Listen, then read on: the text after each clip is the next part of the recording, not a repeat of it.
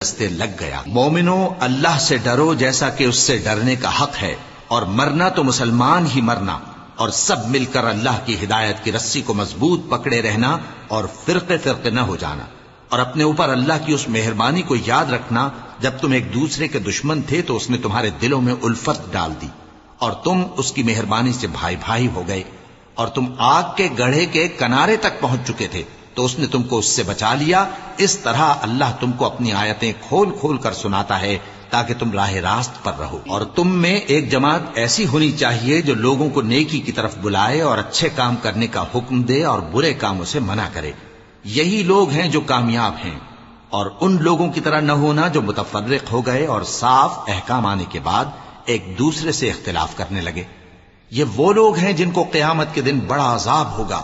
جس دن بہت سے منہ سفید ہوں گے اور بہت سے سیاہ۔